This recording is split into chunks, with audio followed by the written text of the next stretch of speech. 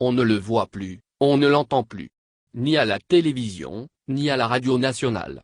L'ancien porte-parole de la junte militaire, qui a mis fin au règne d'Ibk, se fait discret. Très discret. Trop discret. Dans cet entretien exclusif qu'il nous a accordé, le week-end dernier, dans un endroit tout aussi discret de notre capitale, il revient sur les raisons de son silence, mais aussi, sur le processus de réconciliation nationale en cours dans notre pays. Interview. Sans concession.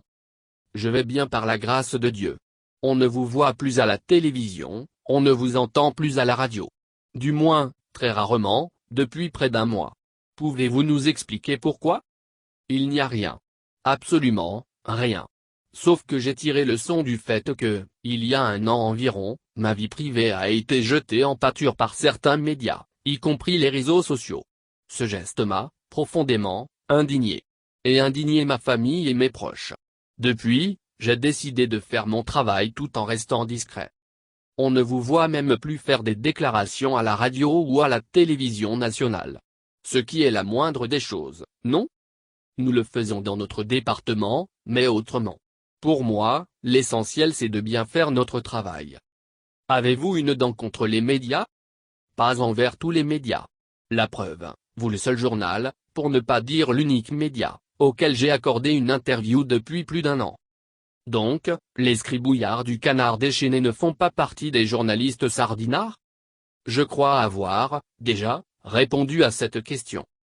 Monsieur le ministre, où en est-on avec le processus de réconciliation? Le processus est lent, compte tenu de plusieurs facteurs, mais il se poursuit, car les populations, elles-mêmes, en ont marre de cette crise, qui ne finit pas de finir. Que vous disent les populations, quand vous parlez avec elles? Qu'elles soient du nord, du sud, de l'est ou de l'ouest, elles n'aspirent qu'à vivre en paix, dans leur pays. Vous avez évoqué, tantôt, les facteurs qui ralentissent le processus de réconciliation nationale. Pouvez-vous nous en citer un? Bien sûr. Par exemple, la mauvaise foi de certains acteurs, qui ne veulent pas de la paix, ni de la réconciliation. Parce que cela n'arrange pas leurs affaires. Car, ils vivent, confortablement, de cette situation de ni guerre, ni paix. Même si c'est lent, les lignes bougent sur les fronts de la paix et de la réconciliation nationale. Ceux qui se croyaient tout permis dans notre pays, hier, commencent à comprendre que leur position n'est pas tenable. Ils commencent, d'ailleurs, à assouplir leur position. Parce que les Maliens, dans leur écrasante majorité, ont compris le fond de cette crise que vit notre pays depuis une décennie. C'est ce qui explique, selon vous, leur prise de position par rapport à certaines décisions du gouvernement. Bien sûr.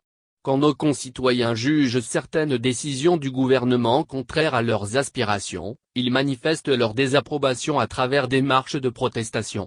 Contrairement à l'ancien régime, le président de la transition, Assimi Goïta a fait la promesse à ses concitoyens de les laisser s'exprimer librement. C'est tout cela qui explique les avancées enregistrées dans le processus de paix et de réconciliation nationale.